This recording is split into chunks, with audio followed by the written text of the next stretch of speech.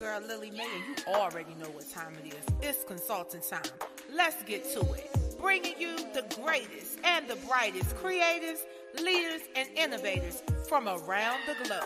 We'll always leave you with joy, jewels, and justice. Purpose over popularity is our motto. Now let's get to it. It's consulting time.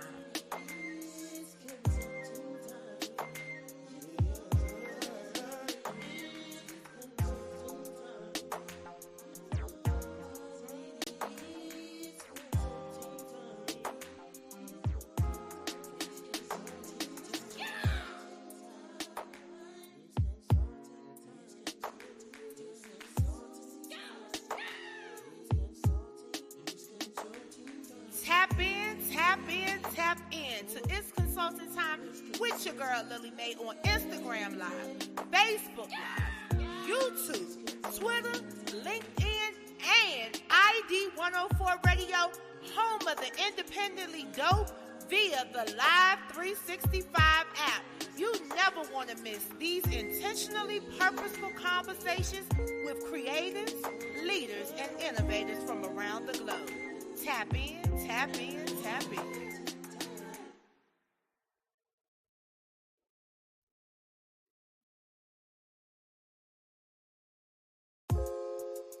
What's up, everybody? It's your girl Lillie Mae, and you already know what time it is. It's consulting time. Let's get to it. Bringing you the greatest and the brightest creators, leaders, and innovators from around the globe.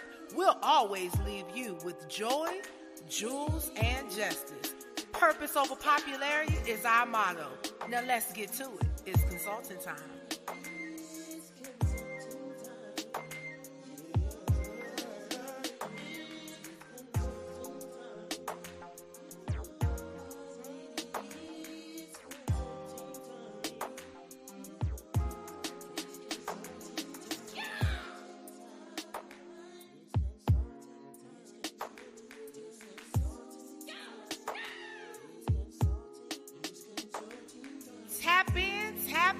Tap in to It's Consulting Time with your girl Lillie Mae on Instagram Live, Facebook Live, YouTube, Twitter, LinkedIn, and ID 104 Radio, home of the independently dope via the Live 365 app. You never want to miss these intentionally purposeful conversations with creators, leaders, and innovators from around the globe. Tap in, tap in, tap in. Hey guys, it's the social side. The revitalization of It's Consulting Time is back, and we're taking it back to the basics. That's B2TB. This curriculum-based season will shine a light on public education surrounding civics, community organizing, and trending topics. Guys, It's Consulting Time back to the basics. It's supporting the transformation of cultures and subcultures while building self-sufficiency and generating collective impact. Remember, purpose over popularity is always and will always be our motto. Tune in to It's Consulting Time back to the basics every Tuesday at 7 p.m. Eastern Standard Time. We're going to be on all platforms: YouTube, Facebook, LinkedIn, Twitter, and you can even catch a few clips on Instagram. It's Consulting Time back to the basics with your girl Lillie Mae. See you there.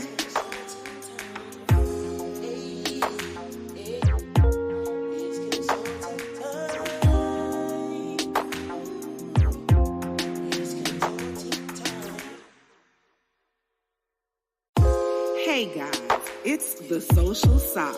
The revitalization of It's Consulting Time is back, and we're taking it back to the basics. That's B2TB. This curriculum-based season will shine a light on public education surrounding civics, community organizing, and trending topics. Guys, It's Consulting Time back to the basics. It's supporting the transformation of cultures and subcultures while building self-sufficiency and generating collective impact. Remember, purpose over popularity is always and will always be our motto.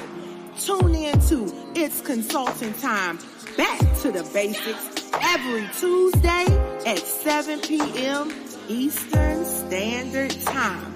We're going to be on all platforms: YouTube, Facebook, LinkedIn, Twitter, and you can even catch a few clips on Instagram. It's Consulting Time, Back to the Basics with your girl Lillie Mae. See you there.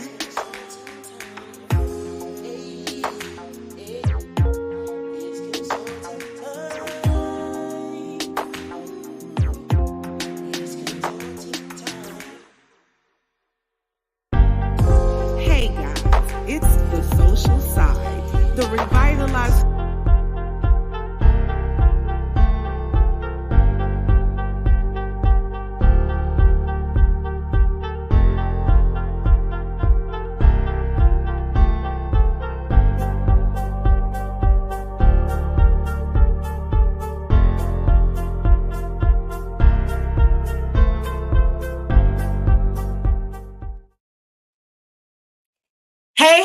Hey, yes, Black lives do matter, but all lives matter. Guys, thank you so much for tuning in this evening.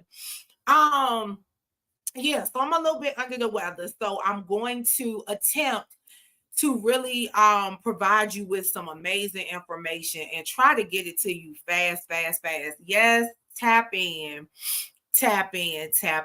So, guys, it's October. And the month of October, the theme is politics or policy. And the reason this is the theme for October is because November is our month of elections, right? And so that can be state, local, and our national elections.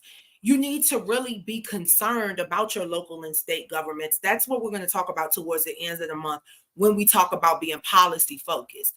But tonight, I want to really kind of dive in and talk to you a little bit about the definition of policy and politics. And then we're going to start talking about the history of political parties because it gets real. Because there are some of you who constantly talk about, well, Democrats had slaves. And while that is true, that Democratic Party isn't the same Democratic Party of today. And so one of the things about taking it back to the basics is putting you in a position to win, putting you in a position to be provided with information that you actually need to be successful. So if, once again, as I always tell you, if all you want to do is see interviews with celebrities so you can type your messages in the comments and think that they're going to hit you up in your DM and all of that, this is not the place for you. But if you really want information and education that you absolutely positively need to be able to navigate this system, because y'all know the deal that they just voted on give the government 45 days. So all y'all getting them food stamps and all them checks and stuff and all that kind of stuff, y'all better pray that they can come back to the table and get it done again. But that's why what we're talking about here for the month of October and for November is so important. So if you have any questions or comments, guys, please engage, drop it in the chat. Please share to your timeline so that people can come in.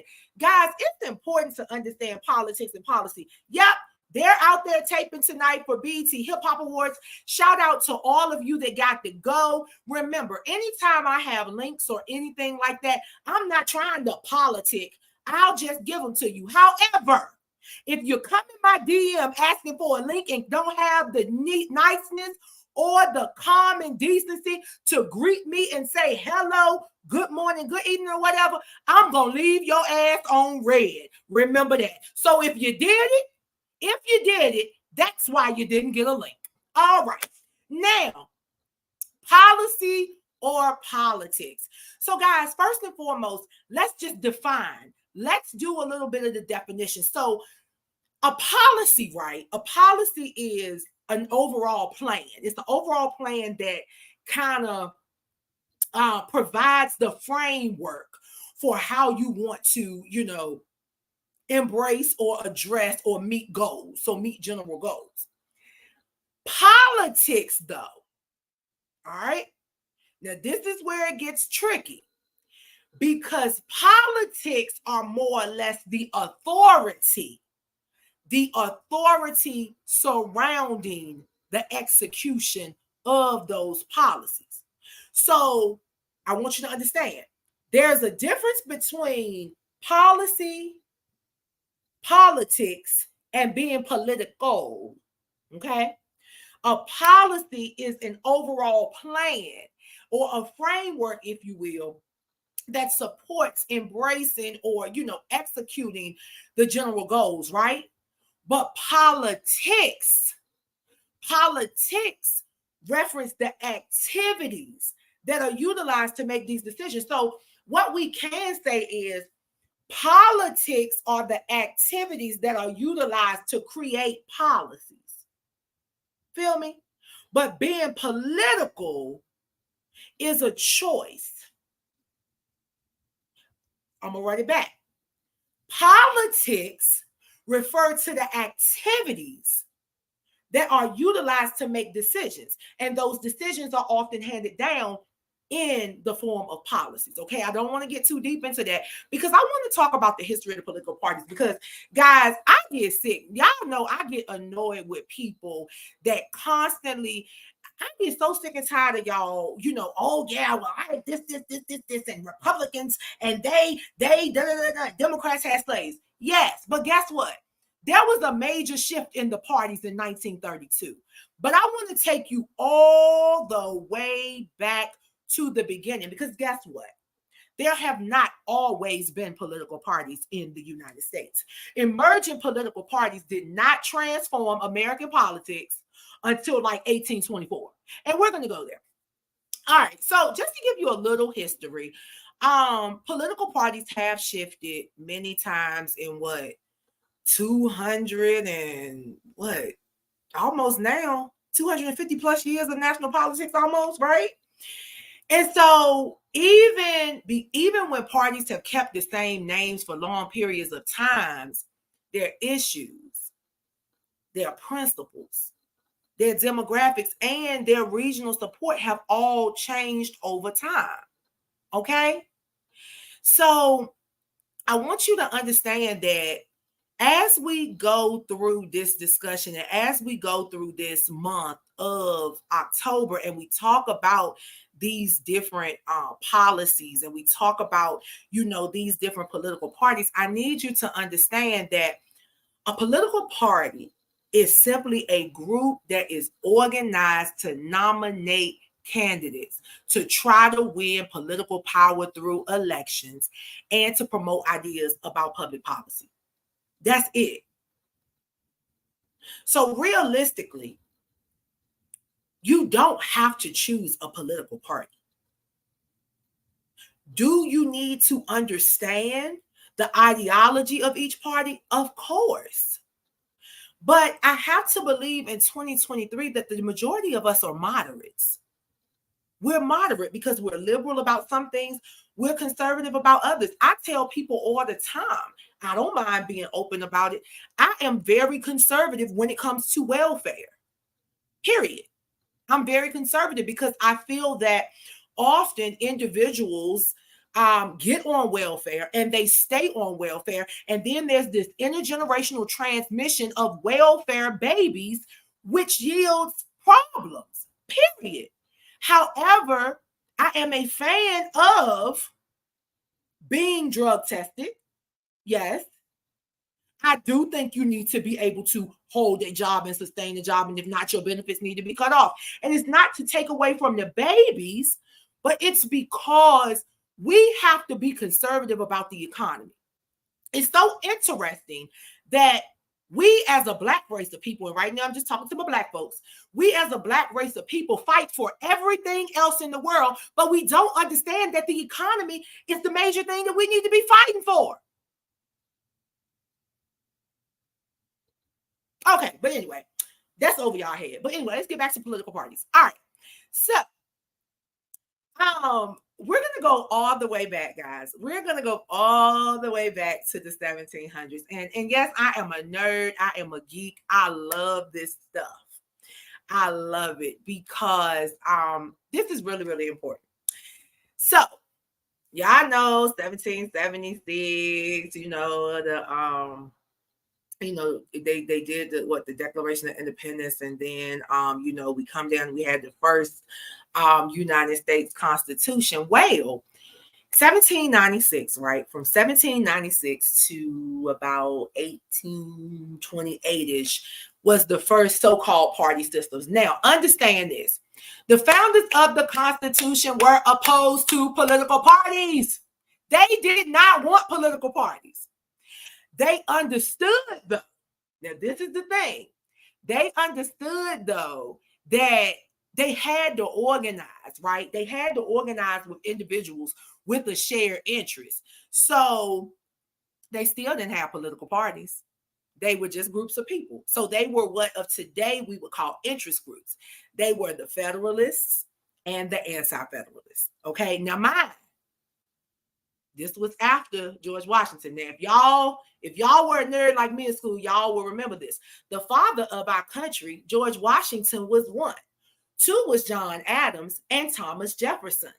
Then was James Madison and also James Monroe. Then John Quincy Adams was number 6, All right. So there was George Washington. Okay. But then you came Federalists, Anti-Federalists. They were not political parties, right? The Federalists were a group of individuals who believed in what? Big government. The Anti-Federalists were individuals who did not believe in the government. And at that time, we're talking about, this document. We're talking about the Constitution. We're talking about how the Constitution is written. We're talking about, are we going to really focus in on reserve powers, the states being able to do the things that they need to do, or do we want this big government to rule? All right. So interestingly, James Madison, remember, James Madison was a Federalist. Thomas Jefferson was an Anti-Federalist. So even back then, there were arguments about economic policy. So Alexander Hamilton, y'all watch Hamilton? If you haven't watched Hamilton, you need to watch it so you'll understand what I'm talking about here. But Alexander Hamilton presented his economic policy, and it talked about economic stability. That was the first form of policy that split the North and the South. And so just to kind of tell you a little bit about what that economic policy held. Now, mind, this back in like 1796, like they wanted like full funding of national and state debts. And the crazy thing was at that time, the northern states owed more. And northern states, even back then, were more urban. Southern states were more rural. Guys, what's the difference today? It's the same. It is still the same. But that's why they wanted to create a national bank. And with the national bank, that's when the issues came about, because it was like, okay, hold up. We're not doing this. This is not what we're doing. And boom. So the economic policy did not actually pass, though, until a deal was struck to bring the nation's capital to the South. Now, I want to know if it's anybody under the sound of my voice that can tell me where the first nation's capital was located. Drop it in the comments. And if you could tell me, you'll get a prize. Okay. All right. So that's why we had the Federalists and the Anti-Federalists. And understand, I'm going to go back and say it again. Those were not political parties. All right. Now, so we went through like 20 years. We went through like 20 years with these Federalists and Anti-Federalists. In about 1816, James Monroe was elected. And that is when the Federalist institution or the group of Federalists dissolved. And then we come to the election of like 1824. And that's when your first actual political party was developed. And that was called, guess what? The Democratic Republican Party. The Democratic Republican Party. It was together, the Democratic Republican Party. Now, there were 5 Democratic Republicans that ran at that time. Now, mind guys, this is in the 1800s, and they still was running crazy. It was John Calhoun, John Quincy Adams, which you know he did become president eventually. William Crawford, he was like the Secretary of Treasury at the time. Henry Clay, he was the Speaker of the House, and Andrew Jackson. And y'all, we're gonna talk about Andrew Jackson because I'm trying to tell you, when I get to talking about Andrew Jackson, it's gonna really take y'all back to a president that we recently had. All right, so we've already gone from 1796 to 1824. I want to go ahead and pose, are there any questions whatsoever about what who said it? York?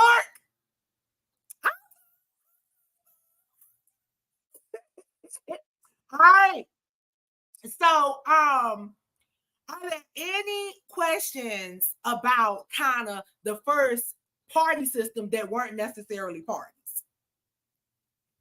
All right. Now, I'm going to classify the second party system as running from like 1832-ish to 1860. Because, guys, realistically, from like 1824 to 1832, you had a pretty interesting turn of events. All right. Martin Van Buren. Martin Van Buren was the individual that developed the idea of these national party conventions, right? And the reason he did that is because he wanted to strip the power from Congress and the caucus. So this is the thing. Prior to like 1832-ish, like, or maybe was it 1832 or 1836? Prior to that era, I'm gonna say the mid-1800s, Congress and the caucus, they chose these individuals. So Van Buren was like, hey, and I would presume, you know how they talked back in the day. I think that we need a system in place to stop Congress from having so much power. Because, guys, this was way before checks and balances and the separation of powers and all that stuff.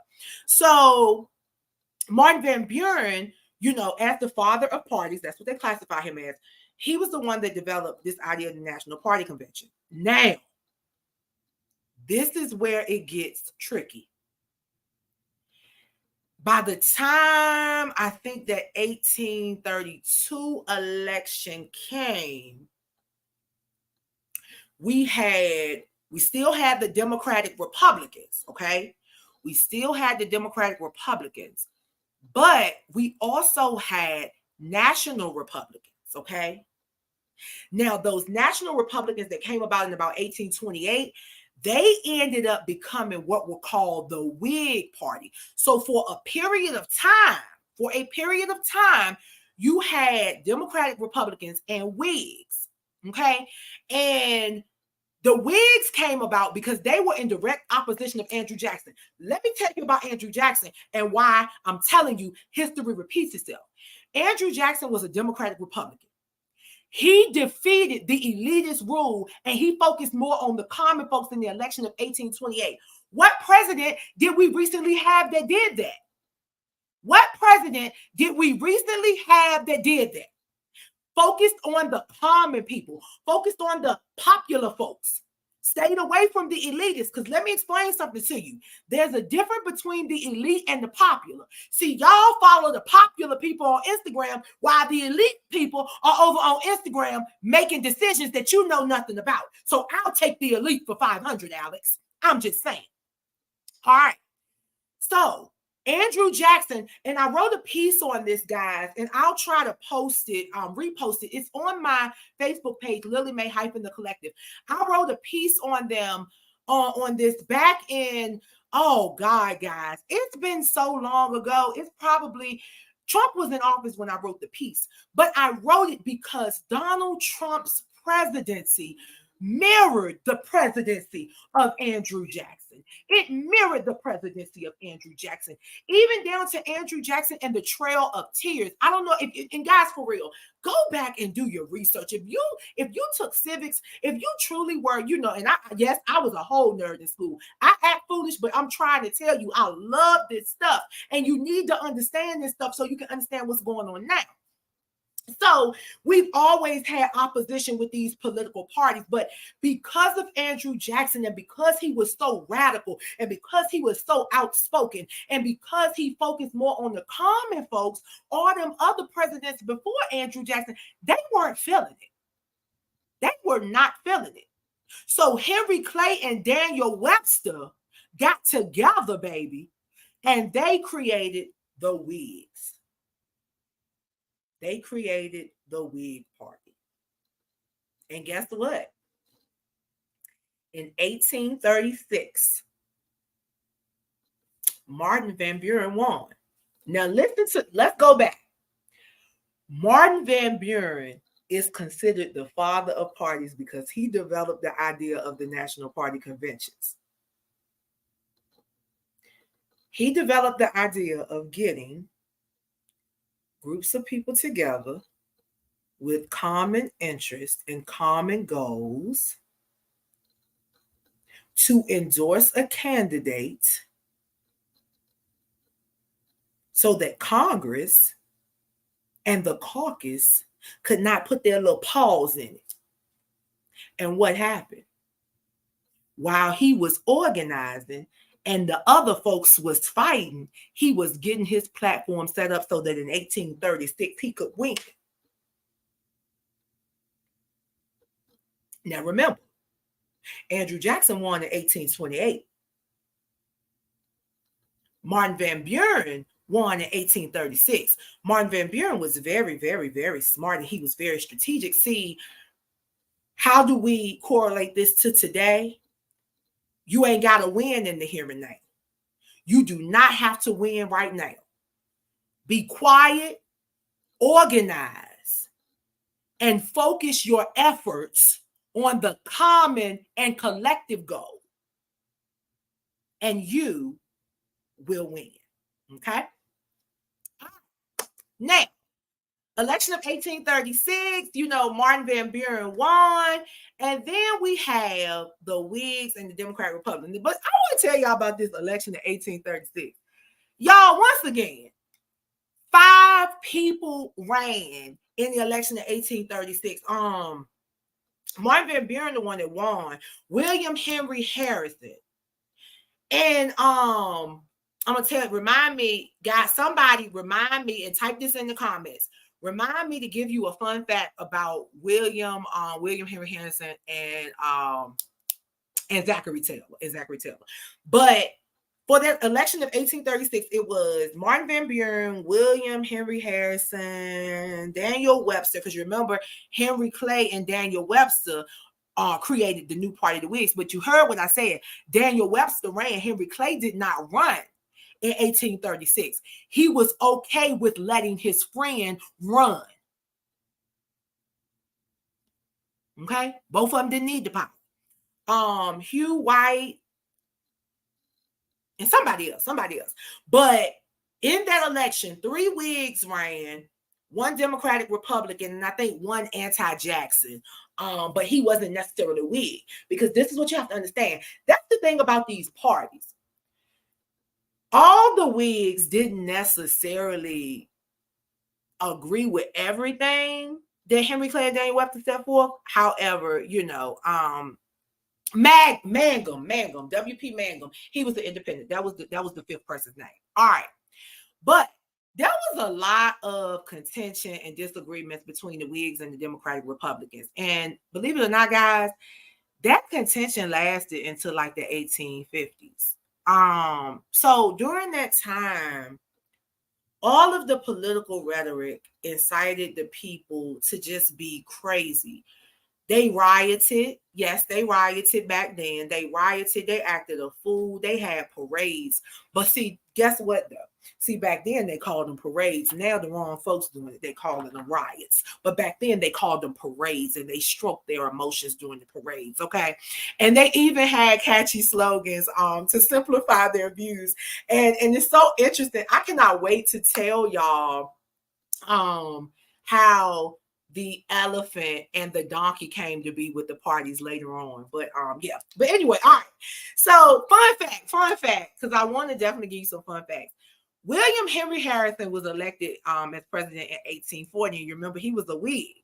Now, Zachary Taylor was elected in 1848. This is the interesting thing about them. They were both Whigs. They were both war heroes, and they both died in office. Yep. So prior to any of the assassinations, these were the only individuals that, died in office. They were both Whigs, both war heroes. And guess what? They were all anti-Andrew Jackson. Yep. Oh, and there was a president in between William Henry Harrison and Zachary Taylor, and that was Polk. And he was a Democrat, Democratic Republican. Okay. Now. All right. So, and I know it's a lot. So if you want me to stop and go back, if you have a question, just look. Feel free, to ask me a question. Because guys, I really want y'all to understand this stuff. Understanding this honestly will help you understand really what happened. Okay. So I also want to go back and let you know, like I told you, for a while there was the Federalist Party and the Democratic Republicans, but the Federalists were not necessarily a party. The Democratic Republican was a party. Understand, the absence of another party did not mean a lack of conflict within the Democratic Republican Party. There has been intra and inter political party conflict since the beginning of time. Since the beginning of time. And it's important that you understand that, okay? For real. Now, let's talk about these Whigs. Because the Whig Party, they were Northern industrialists and Southern planters. But this is what happened. In the 1850s, the issue of slavery split the Democrat Republicans and the Whigs. Now, understand something, guys. The Democrat Republicans of that day are not the Democrats of today, and vice versa. Because I'm sick of y'all people that keep saying Democrats had slaves. Yes, they had slaves back in the 1850s, but the parties switched over in 1932. So I need y'all to commit this to memory and stop talking that shit, because I have facts to back it up. And if your ass paid attention in civics and in government, you would have the same information that I have, United States history too. Okay.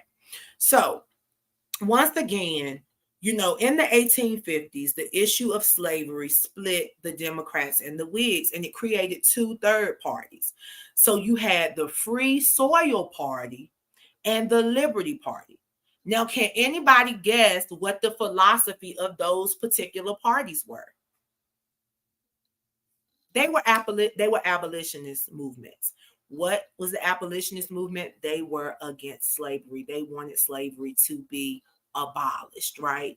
And so these parties, okay, the Republican Party of the late 1850s, they were an anti-slavery party. They were an anti-slavery party, but guys, I need you to understand something. They are not the same Republican Party of today. And I have, guys, and like I said, I have to drill this in. Because some of you are just so ignorant. Some of you are just so ignorant that you hear one thing and you don't research it. You don't go back to find the history behind it. Gosh, okay. So that Republican Party, and you know what, matter of fact, I want to keep this up as I talk about this so you understand. So that Republican Party of the late 1850s, they actually united a couple of people. They united the Northern Whigs, remember those were the industrialists, the anti-slavery Democrats, which were those Southern planters, the Free Soilers, and the Liberty Party. Okay? So guys, that is when we actually dropped the Democratic Republicans, and in 1860 is when we had Republicans and Democrats, but still not the same Republicans and Democrats of today. But in 1860 is when we actually established the party system that we have as it stands today without the same ideologies, okay? So, Republicans pretty much, they would have dominated during that period from 1860 to 1896. But there were economic depressions in 1873 and 1890. And child, listen, y'all think these scandals and all this shit just started. There were scandals during Ulysses S. Grant's administration. Go look it up. But let me tell you something. The most competitive period in American history was during that time. Yep. The most competitive period in American history was during that time, which is really, really interesting because, you know, the Midwest was just discounted. And it's interesting when I look at how many people actually have migrated to the Midwest this day and time, because Midwest farmers were constantly losing because neither party took their frustrations into account. So guess what happened? They organized. The Midwest farmers organized in like the 1870s, and they had the Granger movement, and they came up with the Farmers Alliance. And guess what the name of their party was called? The Populists. The Populists. And that was simply because, like, they literally needed someone to look out for them. So, guys, I want y'all to understand something. The North and the South stayed in some shit, right? They weren't thinking about the Midwest. But guess what the Midwest did? The Midwest said, y'all not paying attention to us, so we gonna organize and make y'all listen. Oh, what a day it would be. Oh, what a day it would be if we would do the same thing. But see, we too worried about whose name gonna be on the paper, who gonna sign it, who gonna get the bag, and all of that. But those Midwest farmers, they organized, they created their interest groups, and they made the powers that be listen to them with their Populists party. Okay. And so during that time too, the populist reign, 1870, 1880, 1900. I think they ran to about 1900, and then you had prohibition, socialist movement, and all of that. And you had other little parties here and there, like the Greenbacks and all of that. But for all intents and purposes, you still had your Republicans and your Democrats. So this is the funny thing. Y'all want to know how Democrats got the donkey thing, and Republicans ended up with the elephant. Now, understand this. The symbols are so interesting because if I'm not mistaken, the symbols haven't changed. But back then, they used cartoons. So Harper's Weekly was the cartoon, or the publication that was utilized to discuss politics. So Thomas Nast was the person that introduced the donkey as the symbol of the Democratic Party. And so basically, he said they're jackasses. And so that's how, they kind of, and I'm just like, okay, why did they embrace that? Like, what? And then, while Ulysses S. Grant was serving his second term, he was accused of like being like Julius Caesar or whatever. And they said he was trying to run for a third term. And so then, for some reason, Thomas Nash did it again. And he published the cartoon, and the elephant became the symbol of the Republican Party. So that's just, what does it really mean? I don't know. Only Thomas Nash knows. He's dead now. So I don't know. Maybe we can find some of his grandchildren and great-grandchildren, and maybe they can tell us what he was doing. I don't know. But I just thought that was really, really cool. All right, guys. So we still working our way down. Now remember, we're still talking about the Republican Party and the Democratic Party prior to 1932. So this is the fourth party system, Republicans and Democrats. During 1896 to 1932, Republicans were made up of Eastern manufacturers and like the industrial Northeast and Midwest. The Midwest found their party. They found their party, and so they shifted. And at that time, William McKinley was the candidate for the Republican Party, and the Democrats were made up of white Southerners and rural debtors. So William Jennings Bryan was the nominee for the Democratic Party. Well, that particular election was called the realigning election of 1896, but we still had not actually realigned yet. Now remember that. William McKinley won. And I think I want to say that from 1896, y'all, to 1932, Republicans held the White House for like 16 consecutive years. For real. 16 consecutive years. Period. And really for like 28 out of 36 years, they held it. However, the New Deal, Franklin Roosevelt came in with that damn New Deal. And I got all kinds of issues with this New Deal. But, like I said, Franklin Roosevelt came in. And during this time, so with the fourth party system, we didn't talk about, this is when the civil service kind of came to be.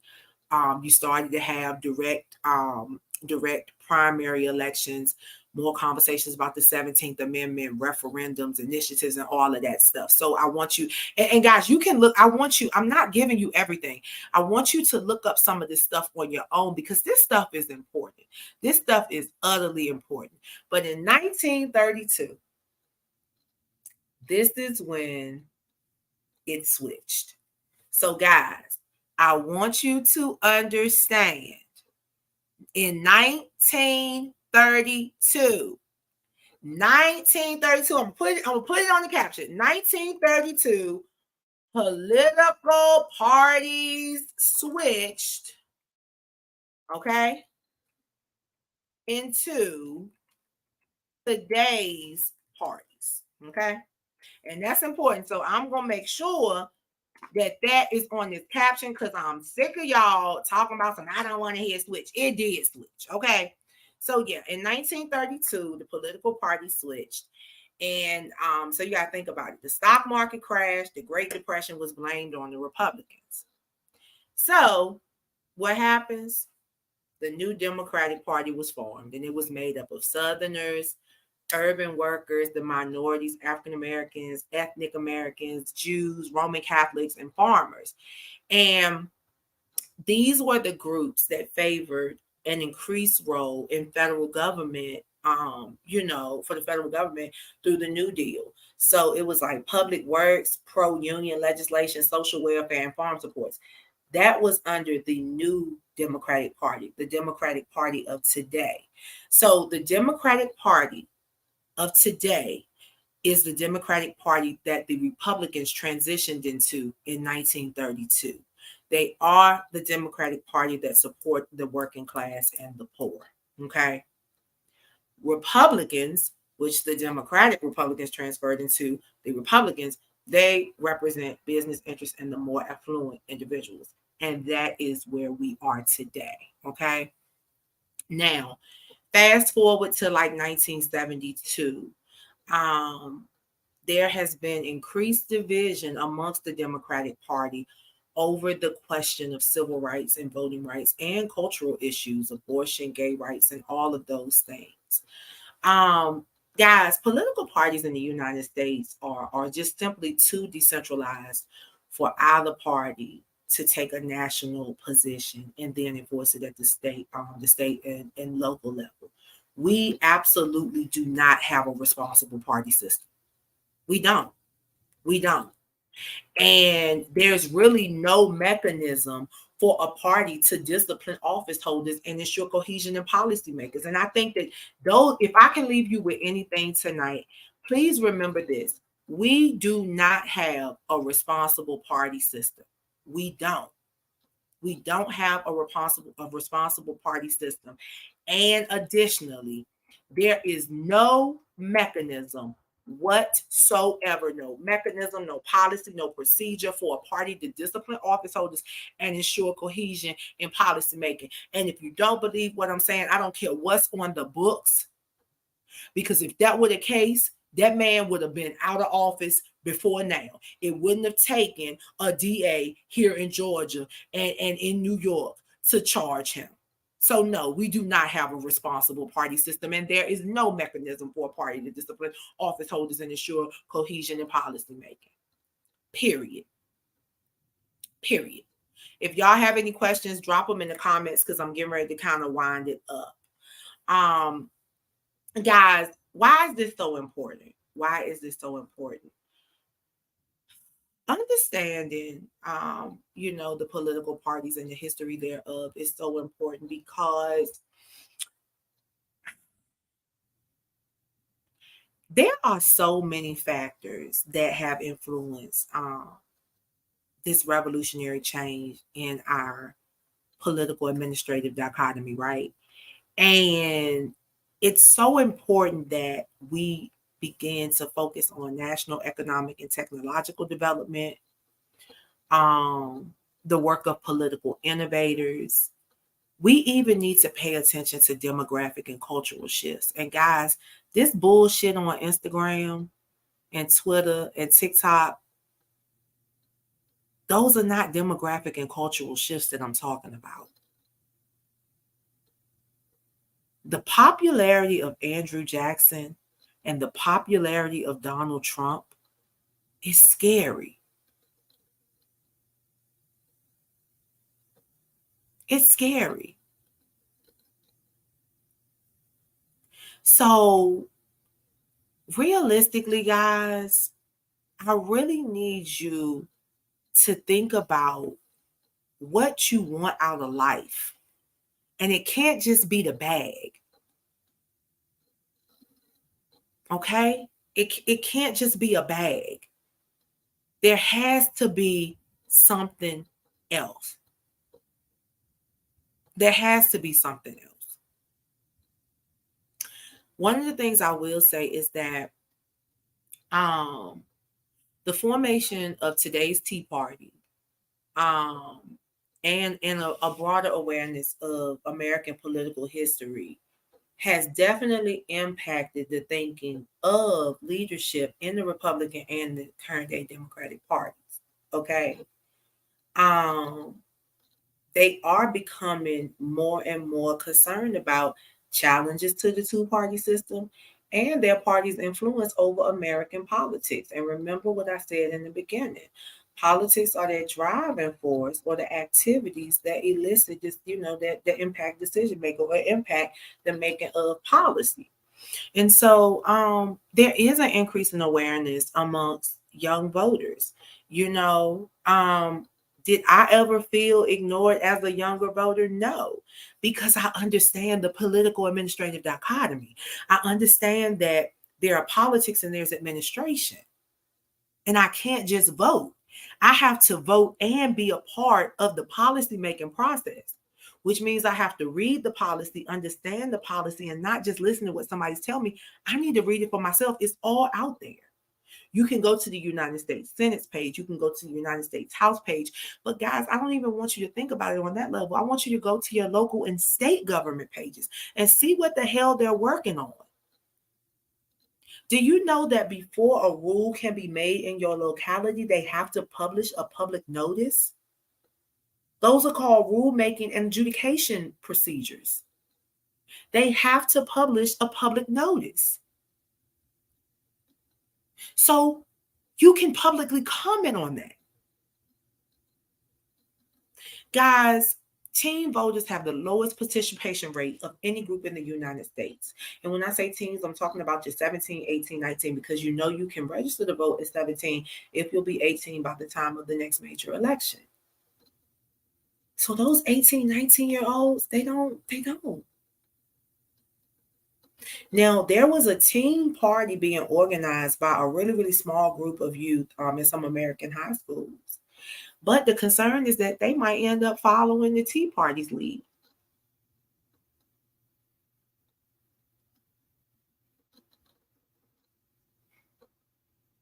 Guys, I don't know what to tell you. I want to leave this with you, and I would love for you to comment later. But do you feel that the two major political parties reflect the views of all Americans? Or do you feel that there is something that you have to offer? Are there some things that you have to offer? Or is there something that you want to learn or you're yearning to learn? Guys, pick up your pen and start writing. We post on social media all day. We look at stupid shit on TV. Why not tune in to something important and get involved? Guys, like I said in the beginning, this month is all about policy over politics. I know we ran through the history of the political parties. It was really, really, really, really fast. But I definitely want to just highlight the fact that, remember, the flip-flop in the political parties occurred in 1932. In 1866, so the Civil Rights Act of 1866, Blacks maintained support of Republican Party, but by 1964, Blacks had already transitioned to the change in philosophy of the Democratic Party, okay? And Democrats started to evolve into more human rights and liberal efforts in the 80s. I also want you to check out something called Diverger's Law. And basically what Diverger's Law says is that third parties can compete, but they can't truly compete because there is no prize for winning, guys. So thank you so much. Thank you so much. A lot of people, you may not want to hear this information, but I pray that you learned something. And if you have any questions, you can always hit me up, www.lilliemaecollective.com. Guys, thank you so much for tuning in. I appreciate you, and I hope you have a great evening. Of It's Consulting Time is back, and we're taking it back to the basics. That's B2TB. This curriculum-based season will shine a light on public education surrounding civics, community organizing, and trending topics. Guys, it's Consulting Time back to the basics. It's supporting the transformation of cultures and subcultures while building self-sufficiency and generating collective impact. Remember, purpose over popularity is always and will always be our motto. Tune in to It's Consulting Time back to the basics every Tuesday at 7 p.m. Eastern Standard Time. We're going to be on all platforms: YouTube, Facebook, LinkedIn, Twitter, and you can even catch a few clips on Instagram. It's Consulting Time back to the basics with your girl Lillie Mae. See you there.